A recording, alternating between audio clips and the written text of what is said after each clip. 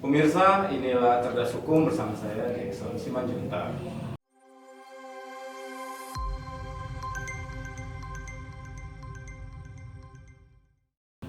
Kali ini kita akan membahas terkait dengan pernyataan Mahfud MD yang menyatakan tidak terlibat gratifikasi ketika advokat Alvin Lim menyebut bahwa apa yang dilakukan oleh Mahfud MD sebenarnya sama saja, yaitu gratifikasi. Dan bersama kita saat ini sudah hadir pengacara Alvin Lim. Gimana Pak kabarnya Pak? Halo Pak, baik-baik aja Pak. Baik Pak ya.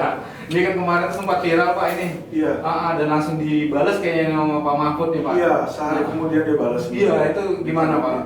Boleh di ini Pak? Ya, jadi kalau saya lihat ya, Mahfud itu di dalam balasannya sama sekali tidak menjawab tentang dia gratifikasi atau enggak, dia nggak jelasin. Ya. Yang ada malah dia cuma bilang, oh Alvin Lim adalah narapidana katanya. Ya. Dia sempat mau bantu saya, tapi katanya saya kabur, apa segala macam gitu. Ya. Jadi dia ini tidak berperan di dalam substansi, tapi dia menyerang pribadi saya. Nah itu sih ya, benar. Ya, jadi kalau saya lihat itu menunjukkan tipe-tipe orang yang mohon maaf ya, munafik. Ya. Kalau orang dikritik mengenai kinerjanya dia, opininya dia, ya serang balik opini saya dong. Ya, benar. Kenapa dia mesti serang pribadi saya? Ya kan, kalau saya misalnya mulai serang mamanya dia, bapaknya dia, anaknya dia, itu kan Kurang etis Pak. nggak relevan Pak. Iya benar. Atau pribadinya dia, atau penampilan dia, misalnya muka dia yang jelek, gitu kan, kan nggak bagus, nggak etis Pak. Iya benar. Ya kan, saya kan menyerang opini dia. Iya. Dia beropini bahwa dia tidak melakukan gratifikasi, ya kan? Iya. Saya bilang enggak di situ. Nah dia sama sekali tidak menjawab substansi itu. Pak, tapi kan di media juga dia nyebut bahwa pada saat dia menggunakan jet pribadinya Pak Yusuf Kalla itu kan itu dia diundang Pak, walaupun saat itu dia sebagai pejabat ketua MK kan. Nah sebenarnya ketika dia mereka mengatakan bahwa itu bukanlah bagian dari gratifikasi, sebenarnya seperti apa Pak kalau Pak Alvin ngelihatnya? Ya kalau dia ngomong begitu semua orang kan ngomong yang sama, semua juga diundang. Iya ya. Sekarang kalau saya punya jet pribadi, ada polisi, ada jaksa atau siapa mau minjem kan, pasti saya izinin, saya undang. Iya. Kalau saya nggak izinin mana bisa dia naik pesawatnya, itu nomor satu. Nomor satu ya. Ya kan, tapi mengizinkan kan berarti kamu juga mengiyakan menerima gratifikasi. Diundang sama aja saya kasih bapak duit nih, bapak pejabat Ya, misalnya. saya bisa terima bisa enggak? Kan bisa terima bisa tolak kan. Iya bisa tolak. Nah dia mengundang kan sama aja saya mau memberikan. Iya. Kenapa kamu terima? Iya. Masalah di situ. Nah kalau dia bilang, oh ini kan pribadi saya, kata dia kan, Iya. nggak bisa. Pribadi kamu melekat karena saat itu kamu sebagai pejabat. Iya, dia pejabat publik ketua. Sekarang kalau misalnya saya bilang saya presiden, saya terima uang 2 miliar dari teman. Dia bilang ini bukan sebagai presiden nih. Saya menerima 2 miliar sebagai pemberian aja. Dia mau memberikan karena dia teman saya. Bisa nggak? Kurang Pak. Iyalah. Karena itu kan pribadi dan jabatannya melekat Pak. Itu maksud saya Pak. Iya. Ya jadi Mahfud ini ya Pak ya, sorry ya, dia pinter, tapi pinternya dia tuh cuma mau berkelit. Untuk hal-hal yang Untuk hal-hal. yang membuat dia lebih aman gitu Pak ya. Dia cuma mau pencitraan diri Pak. Iya.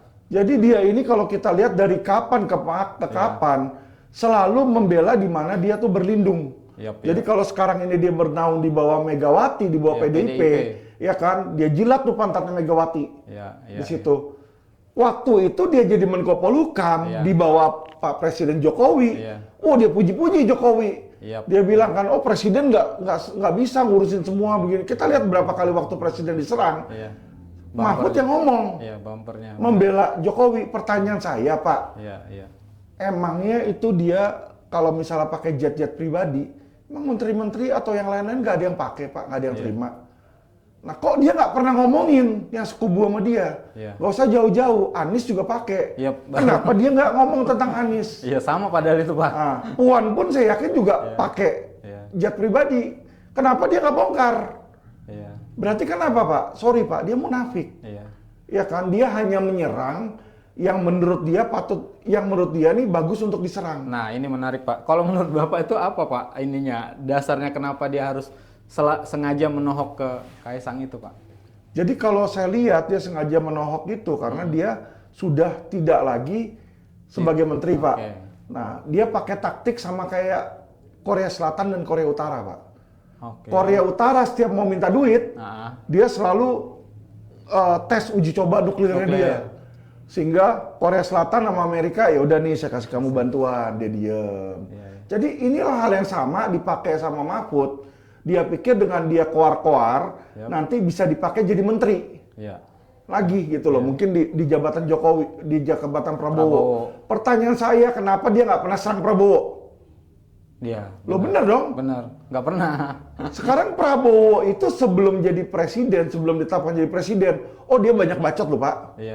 Dia selalu bilang kadrun, apa semua segala macam. Kan waktu dulu pasti Prabowo itu lagi dukung si Anies atau lagi sama Sandiaga Uno, selalu dibilang ini kelelau, kecebong sama kampret, ya kan?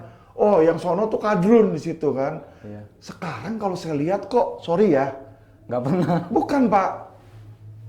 Si Mahfud lah inilah yang jadi kadrun, Pak. Kebalik ya. Jadi kadrun dia yang koar ketidaksukaan terhadap pemerintah. Kan di situ. Tapi padahal kebalik ini sekarang. Padahal di satu sisi dia pingin juga nanti di pemerintahan yang baru pingin dilirik. Sebenarnya dia pengen dilirik kan. Makanya dia nggak berani jelekin Prabowo. Coba dia berani bacot nggak jelekin Prabowo. Tapi apa iya Pak, Prabowo juga nggak akan memikirkan hal itu Pak, kan dia pasti mikir juga kan. Maksudnya mikirin apa? Iya maksudnya dia aja berani kayak ngejelekin Pak Jokowi khususnya Kaisang gitu kan bukan tidak mungkin dia juga akan melakukan hal yang sama. Jadi kalau Pak Prabowo pinter ya, dia harusnya tidak terima si Mahfud, baik sebagai menteri maupun dubes atau posisi manapun. Karena ini tipe orang yang bisa nusuk dari belakang. Kita udah lihat lah, Jokowi itu kurang baik apa sama Mahfud. Dikasih posisi Menko Polhukam loh, Pak. Menko loh. Di atasnya Kapolri, di atasnya Kejaksaan. Dia belum resign, Pak. Dia bisa terima petisi 100 untuk gulingin Jokowi. Hebat kan di situ kan. Jadi kasar ngomong etis aja udah salah itu, Pak. Iya, kasar ngomong berakin mukanya Jokowi di situ. Karena dia kan ada di dalam, Pak. Iya, dia kagak mengundurkan diri juga pasti dipecat itu. Iya, benar. Dia tahu bakal dipecat, makanya dia mengundurkan diri sama kayak Erlangga. Erlangga lu mau turun nggak? Akhirnya dia turun sendiri. Dia turun kemauan dia kagak. Kita bisa lihat dari rautnya, kita bisa lihat dari Yusuf Hamka. Itu ada tekanan, gitu loh. Itu Pak yang saya lihat. Siap, Pak. Nah kalau misalnya menurut Pak Alvin ini kan sebenarnya itu kan menjadi cerminan dari seorang tokoh publik kan Pak. Jadi apa yang dia lakukan di publik gitu kan. Dan kalau Pak Alvin bilang bahwa Mahfud ini semacam pengkhianat kan kalau Pak Alvin bilang gitu kan. Nah harusnya kan itu jadi introspeksi yang besar juga kan harusnya. Apalagi ketika di podcast itu dia tidak menjelaskan secara konteks sebenarnya kan. Apa yang dimaksud gratifikasi, kenapa dia harus menolak gratifikasi itu gitu Pak. Hal yang sepele Pak. Mahfud itu kan profesor. Profesor hukum, ketua MK. Tahu hukum nggak? Harusnya tahu Pak. Dia tahu hukum. Semua buku hukum apa semua dia tahu. Kalau memang menurut dia Kaisang itu melakukan gratifikasi, menerima suap, apa yang harusnya dilakukan? Lapor polisi. Lapor KPK. Bukan keluar-keluar di media. Lu ini orang jabatan tinggi loh, apa nggak ngerti hukum tahu? Kenapa nggak lapor KPK? Berikan bukti, bawa alat bukti awal, buat laporan polisi, buat laporan KPK tentang dugaan gratifikasi, selesai. Kenapa mesti keluar-keluar? Tapi dia nggak bikin laporan polisi. Karena dia cuma mau membuat gaduh, memecah belah bangsa ini, dan membodohi masyarakat. Itu yang saya lihat. Dengan cara gimana? Ya kan dia tahu kalau dia jelek-jelekin pemerintah, podcast dia viral Pak. Ya kan dia Mahfud punya podcast yang namanya Terus Terang Pak. Oh ada sekarang. Nah itu podcastnya dia Terus Terang Mahfud MD, ya kan. Kalau menurut saya namanya harusnya ganti Bang. Apa itu? Terus bohong, terus nyinyir itu. Isinya kebohongan dan nyinyiran kalau saya lihat. Nggak ada menerangkan masyarakat tuh nggak ada bikin terang tuh nggak ada.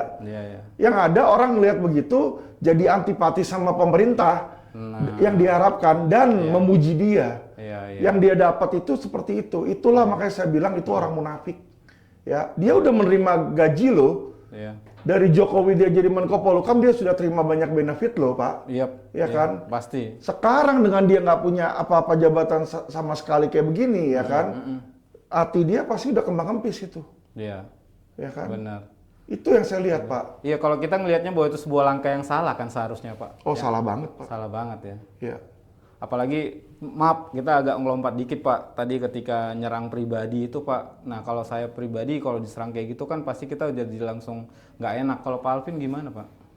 Itulah menunjukkan bahwa si Mahfud ini ya, yang mengaku dirinya profesor, kalau menurut saya malah ternyata orang bodoh. Kelihatan. Kenapa bodoh? Ya kan? Nggak usah dia bilang sama masyarakat, ya kan, tentang masa lalu saya, masyarakat udah tahu itu. Bisa googling, Pak. Google, Detik, Iya. Kompas, Tempo itu Ada udah ada. semua. Itu satu, Pak. Iya. Kedua, dia bilang, oh Alvin Lim adalah narapidana. Itu aja dia tolol. Iya, benar. Narapidana itu orang yang sedang menjalankan Iya, hukuman. Saya ini di luar. Saya ini bukan narapidana, saya mantan narapidana. Iya. Karena nggak mungkin narapidana di luar, Nah, Pak. itu dia. Nggak mungkin. Terus dia cerita tentang masa lalu saya di situ kan. Iya. Bagaimana katanya dia mau membela saya. Pret, dia tuh tidak pernah membela masyarakat manapun, saya kasih tahu, Pak. Itu ada videonya, saya ada videonya ketika dia ketemu korban Indosuria. Oke. Oh, pernah, Pak? Ada di istana. Oh, Jadi korban Indosuria itu datang ketemu sama dia. Baru ngomong bentar begitu dia bilang dia korban Indosuria, langsung diambil telepon, ngangkat telepon orang, terus dia kabur. Dia itu tidak berani, Pak, sama mafia-mafia hukum, nggak berani.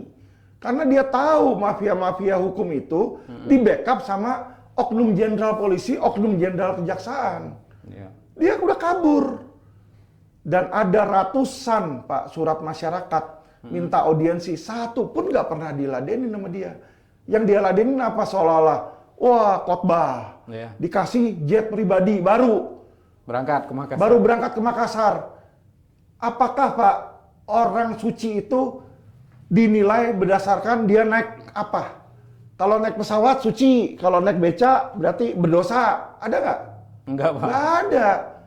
Tuhan Yesus saja yang saya puji, yang saya puja. Nggak naik kuda tuh kemana-mana. Dia raja dari segala raja. Ya kan, nabi-nabi muslim pun juga saya lihat kan, mana ada yang naik kereta emas, kagak ada. Dia itu humble, sederhana ya. Itu yang harusnya ditunjukkan oleh pemimpin agama. Beda ini bukan pemimpin agama. Pemimpin agama itu, Pak, satu, Pak, tidak suka diberikan kekuasaan. Saya kasih tahu. Itu ya. Karena kekuasaan itu adalah akar dari kejahatan. Candu Tuhan juga, Yesus itu ketika sudah puasa 40 hari, percobaan pertama yang diberikan oleh setan itu adalah, Tuhan Yesus sembah saya berikan seluruh kerajaan ini buat Anda. Di Muslim pun ada seperti itu kan. Nah, ini dia, ya kan, lebih suka naik pesawat jet dibanding sederhana. Jadi dia ini adalah orang yang suka apa? Hal duniawi, Pak. Itu pasti jauh dari hal surgawi. Makanya mulutnya isinya busuk, kotoran semua. Itu yang keluar dari omongan dia. Dia jelek-jelekin saya. Narapidana lah, kabur lah. Saya nggak pernah kabur. Ya kan? Kalau memang menurut dia saya kabur, tunjukin dong. Mana ada nggak saya DPO dalam kasus pemalsuan? Nggak ada. Artinya kalau itu kan clear, harusnya di polisi juga ada kan, Di Pak? polisi, kalau memang saya kabur ke luar negeri, keluarin DPO, keluarin red notice. Iya, red notice, benar. Ini kan kagak ada. Dia ngomong doang di situ. Jadi ngomongan dia itu hoak, Pak. Makanya saya bilang, itu terus terang, Mahfud MD punya podcast, ganti. Terus hoak. Isinya hoak, ngomongannya hoak. Itu orang-orang bodoh, nggak ngerti apa-apa, ya kan? Nggak layak sebenarnya jadi Menko Polhukam. Itulah makanya kesalahan Jokowi, saya kasih tahu. Jokowi itu salah ketika milih dia. Makanya penegakan hukum selama 10 tahun bobrok. Pemimpinnya aja bobrok kayak dia kok. Gimana mau bagus, Pak? Benar, Pak. Iya, masyarakat nggak ada yang dibantu, akhirnya mafia jadi makin banyak di situ. Dia cuma bilang ada mafia kiri, ada mafia kanan. Ya iya, lu biarin. Kalau dia memang mampu, harusnya dia tahu kan. Selama dia Menko Polhukam dia sering bilang loh, Pak. Banyak itu mafia di MA, banyak di mana. Kok lu nggak bikin tindakan apa-apa? Pertanyaan saya. Apa yang dilakukan untuk memperbaiki itu, Pak? Apa solusi yang diberikan? Nol besar, Pak. Benar, Pak.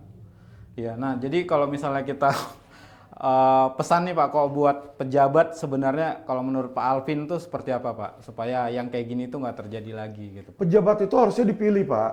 Nomor satu itu berdasarkan karakternya dia dulu. Iya. Karakternya. Kalau orangnya udah nggak jujur, ya tukang bohong kayak si Mahfud, itu harusnya jangan dipilih. Di situ, ya kan? Saya aja Pak, saya jujur. Saya pernah nyuap. Dia kan bilang dia dirinya bersih Pak. Iya, Saya sih nggak percaya Pak. Iya. Selama dia jadi anggota DPR, selama dia jadi ketua Iya. MK, nggak pernah terima suap dan gratifikasi. Iya. Nggak percaya saya Pak. Opini saya pribadi nggak percaya. Iya. Kalau saya tanya sama 100 orang pun nggak ada yang percaya. Karena dia sendiri yang ngomong. Iya. Malaikat masuk ke dalam sistem hukum jadi setan kata dia. Iya. Lah, anggap Berarti- aja lu malaikat, berarti lu juga udah jadi setan. Lah iya dong, kan dia juga masuk di dalam sistem hukum. Iya. Apa dia malaikat sendiri di situ? Iya. Orang yang suci, kalau dia orang yang suci Pak, dia nggak perlu berebutan kuasa dan dia nggak perlu jilat pantatnya Megawati Pak. Iya. Itu. Benar. Ngapain dia jilat PDIP? Ya kan lucu kalau kayak begitu. Iya. Jadi agak kontradiktif juga buat Ya. buat dirinya sendiri. Jadi nomor satu itu karakter Pak, baru nomor dua kemampuan. Ya. Ya, yang ada sekarang ini di zaman Jokowi ini adalah kabinet itu dipilih berdasarkan balas budi. Jadi oke, PDIP masukin dapat sekian, makanya tuh banyak sekali tuh Daftar kita lihat menteri-menteri dari PDIP. PDIP dan yang loyal ke PDIP. Karena Megawati juga udah ngomong ketika lagi rapat.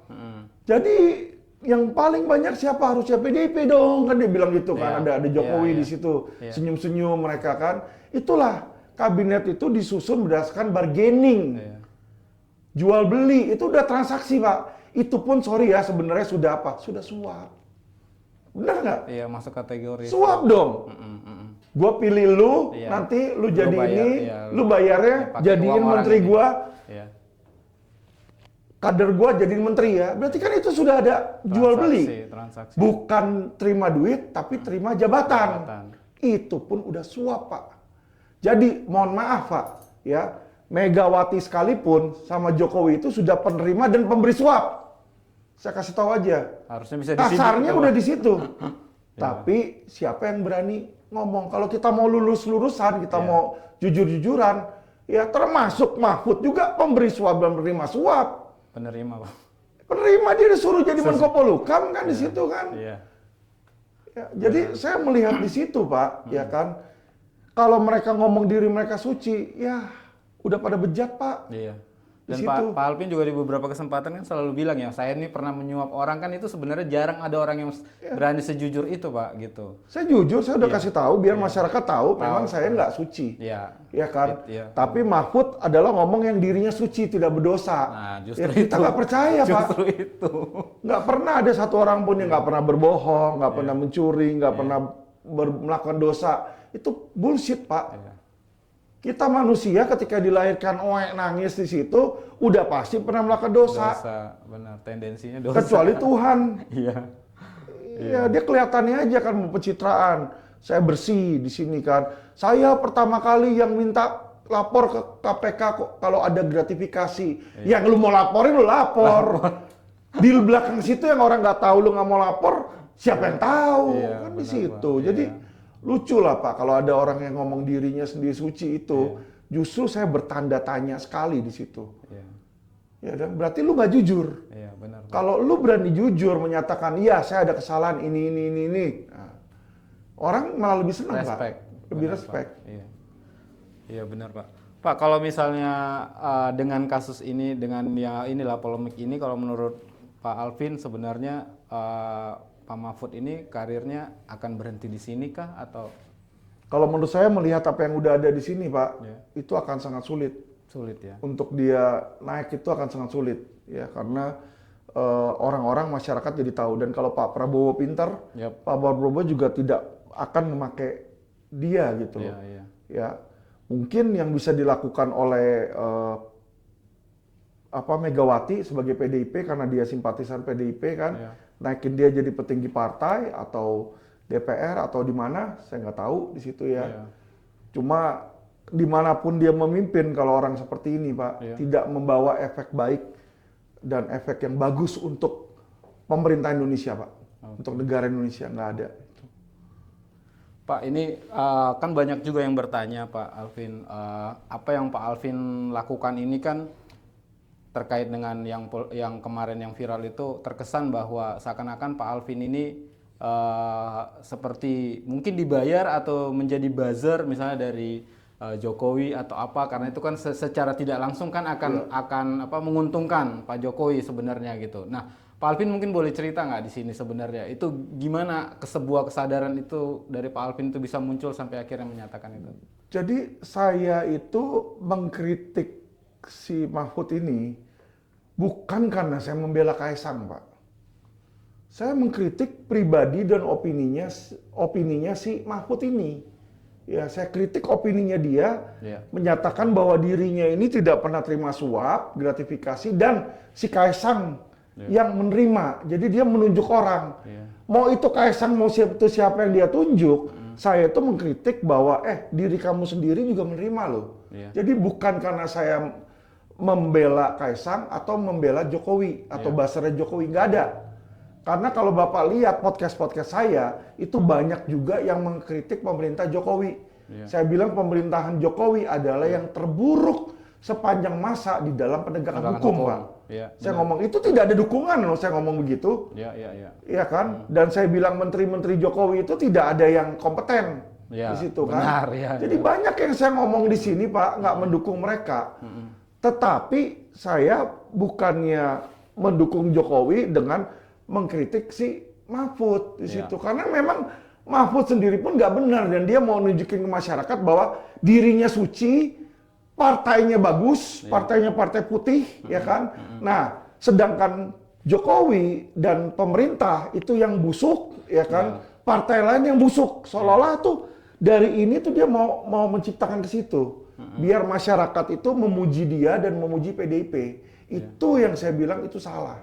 Karena kenapa? Kita lihat, Pak, sejak perpecahan antara PDIP dengan pemerintah, ya kan, yang paling banyak bacot itu cuma si Mahfud sama Hasto, Pak. Hasto juga banyak bacot di situ kan. Berarti kan ini berdua ada apa? Dua-duanya sama-sama PDIP. Nah, ini saya mau nanya, Pak, menurut Pak Alvin ini by design atau seperti apa, Pak? Politik itu ya tusuk menusuk, Pak. Kalau mereka belum siap untuk jadi politik, ya jangan masuk politik. Kita udah tahu lah. Makanya namanya politikus. Ya kan, poli itu banyak, Pak. Tikus itu yang di sampah-sampah tuh, Pak. Ya kan, suka gigit-gigit gitu kan, rusak kan. Ya itulah politikus, banyak tikus di situ. Kalau kamu nggak siap masuk ke dalam yang kotor, ke got atau kemana, ya jangan jadi tikus. Karena dunianya pun udah dunia saling tusuk-tusukan itu. Mana ada nggak saling tusuk-tusukan? Itu Golkar aja ditendang begitu aja, Erlangga kan? Iya benar. Mau gimana? Antara turun atau diproses hukum. Udah saling serang-serangan. MK bisa meloloskan Gibran 20 tahun lah. Jadi sesuatu yang menurut kita itu teorinya ada, realitasnya beda, Pak. Beda ya. Itu dibikin begitu sama politikus. Itu yang mereka itulah yang menghancurkan negara Indonesia ini. Jadi seakan-akan nggak ada aturan, Pak ya, padahal sebenarnya kan ada ya. Oke, Pak, terakhir mungkin ini suara-suara masyarakat seperti Pak Alvin ini kan memang sangat diperlukan gitu, Pak. Tapi kan tidak semua masyarakat itu punya keberanian lah seperti Pak Alvin gitu. Nah, ada saran nggak Pak Alvin kalau buat misalnya ketika melihat sebuah ketidakbenaran, ketidakberesan, harusnya seperti apa masyarakat ini Pak bersikap? Harusnya berani dan lapor, Pak. Jadi kalau ada melakukan sesuatu tidak benaran, lapor ke penegak hukum dan viralkan, Pak. Viral ya Pak ya? Harus diviralkan itu, yang seperti itu. Jangan diem-diem aja kalau dia melihat misalnya anggota DPR nyuap gitu kan, teriak langsung. Atau anggota DPR lain yang melihat gitu, nggak apa-apa walaupun itu temannya sendiri, teriak, tunjukkan bukti, bikin jadi terang di situ.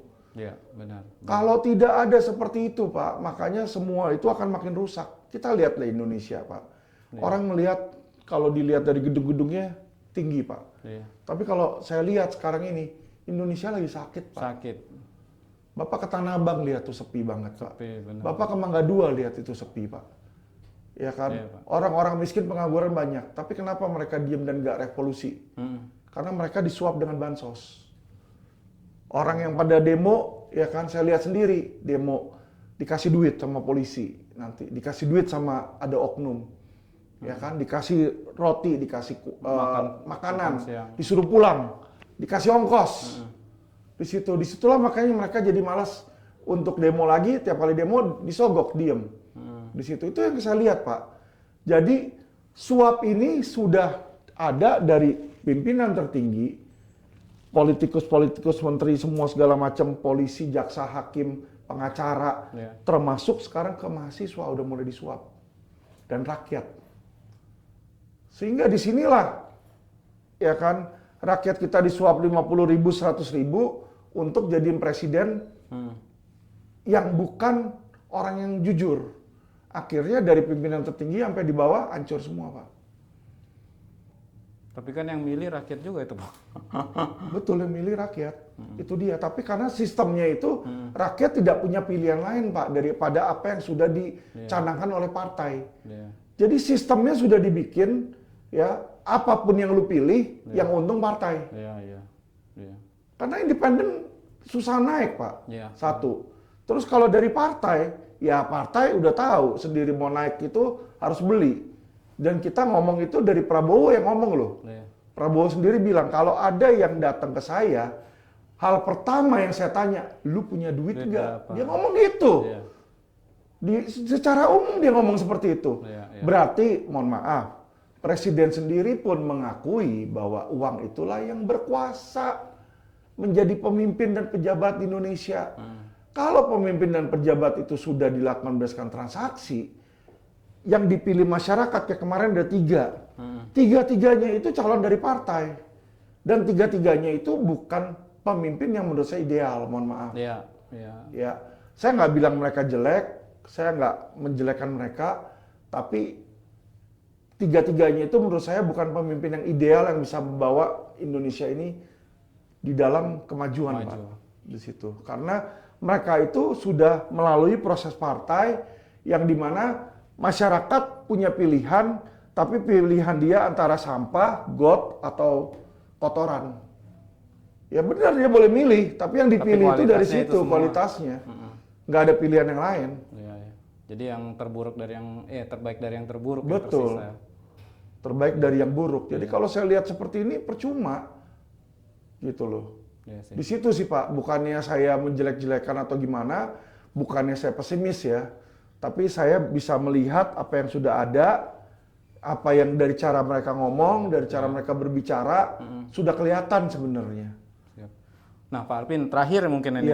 Jadi yang paling penting menurut Pak Alvin yang harus diberesin dulu tuh dari sisi penegakan hukumnya kah? Atau dari sisi ekonominya? Atau dari sisi regulasi? Atau apa, Pak? Biar Indonesia ini...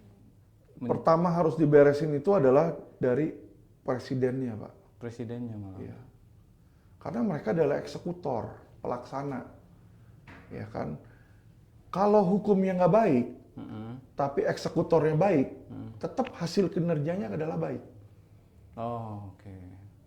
Pekerjanya baik kok, jadi akan baik di situ. Tapi kalau presidennya aja udah jelek, ini akan nurut ke bawahnya. Kalau dia memilih menterinya aja, Pak, berdasarkan negosiasi politik, sudahlah. Makanya saya cuma mau lihat ini Prabowo. Prabowo kan belum menjabat, ya kan? Ya kita harus ada benefit of the doubt, ya kan? Jadi kita harus berikan kepercayaan awal dulu lah ke dia, kita lihat. Simpel aja, Pak, nanti, Pak, cara pembuktiannya. Siapa yang dia pilih sebagai menteri. Itu aja udah bisa menunjukkan arah Indonesia kemana ke depannya. Kalau yang dia pilih sebagai menteri adalah orang-orang inkompeten, yang hanya barter jabatan atau balas budi, dia jadi presiden, si PKB berperan nih, Golkar berperan, dikasih jabatan kita lihat orang yang nggak kompeten cuma masukin orang-orang partai, ya sudahlah, hancurlah negara ini. Kita udah tahu berarti itu kemana. Tapi kalau dia tidak lakukan itu, dan dia pilih orang-orang yang kompeten untuk duduk di masing-masing tempatnya, nah itu baru presiden yang baik. Kita lihat dulu aja di situ, Pak. Gak usah jauh-jauh, Pak. Gak usah jauh-jauh dia mau kasih makan siang lah, Pak.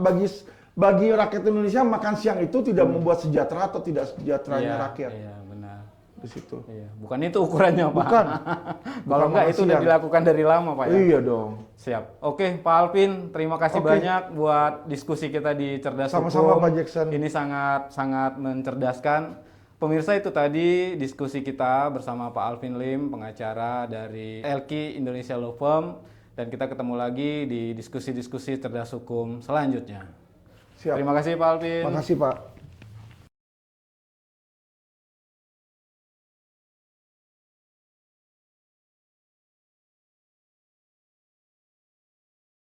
Makanya saya bilang, itu terus terang, Mahfud MD punya podcast, ganti.